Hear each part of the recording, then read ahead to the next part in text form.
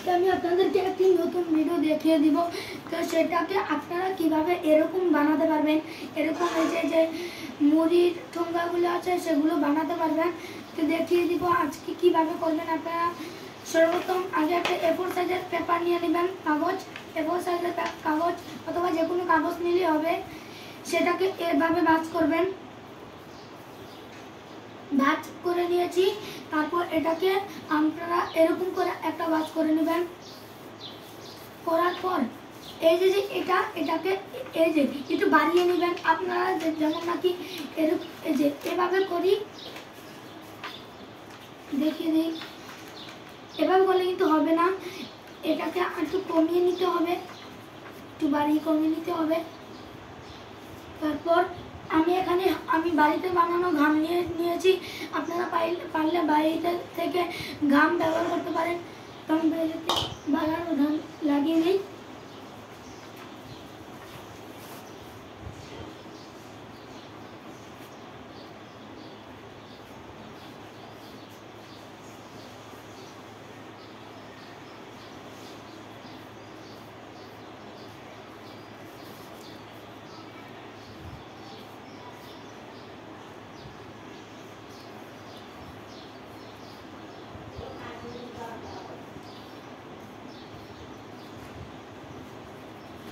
তো এখন আমরা এটাকে লাগিয়ে দিব।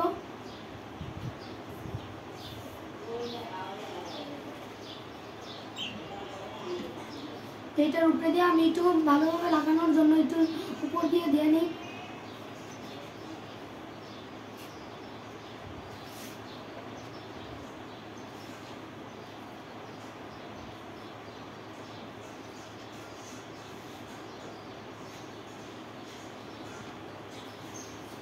ভালো করে লাগিয়ে নিচ্ছি আমি, আপনারা শেষ পর্যন্ত দেখতে থাকুন।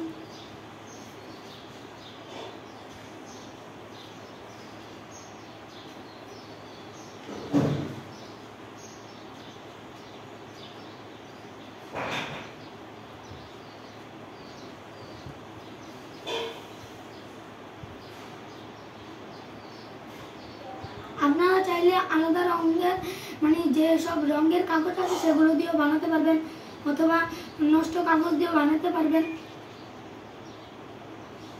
এটা খুব সহজ, আমি দেখিয়ে দিচ্ছি আজকে। জামাটা এখন দেওয়া কমপ্লিট। তো এখন আমি এটাকে এভাবে এরকম করে দেব। একটা কাঠ নেবেন, আগে যে কোনো ধরনের একটা কাঠ নিয়ে নেবেন, যে কোনো ধরনের একটা কাঠ নিয়ে নেবেন। নেওয়ার পর এটাকে এভাবে একটু মাপ নিয়ে নেবেন, তখন দেখে মাপ নিয়ে আমি বটে দেই। এটা মাপ নিয়ে বটে দিয়েছি। এখন এটা কিন্তু পরে লাগবে, তো আমি সাইড করে রেখে দিই। রাখার পর এটাকে আমি এরকম করি। করার পর এই যে এই জায়গাটাকে আপনারা এরকম করবেন।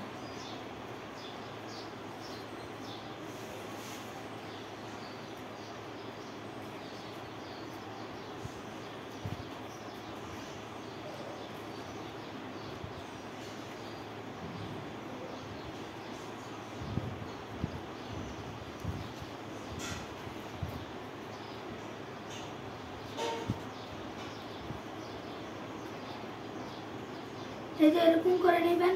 করার পর এই কাঠটাকে এবারে এটার ভিতরে ঢুকিয়ে নেবেন। দেখিয়ে দিই।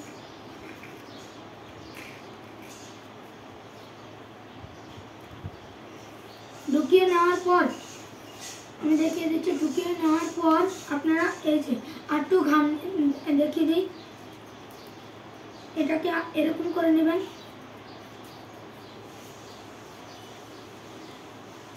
এরকম করে নেওয়ার পর এটাকে আবার এরকম করে নেবেন। এরকম হয়ে গেলে তারপর আমরা একটু ঘাম দিয়ে দেবো এখানে, ঘাম দিয়ে যাতে ভালোভাবে লাগে।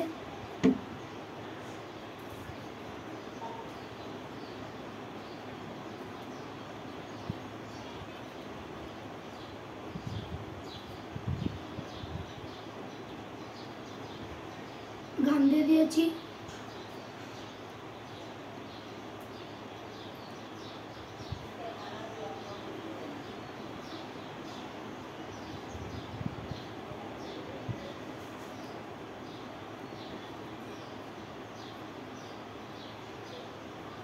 তারপর এটাকে এভাবে করে দিবেন, এই পাশ দিয়েও আবার লাগিয়ে নেবেন।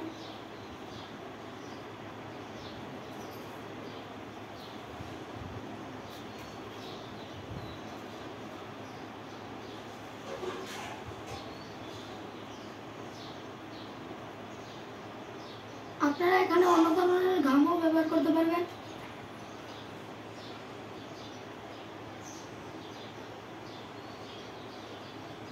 তো আজকে এতটুকুই, দেখতেই তো পাচ্ছেন এখন কিন্তু এটা হয়ে গেছে কমপ্লিট।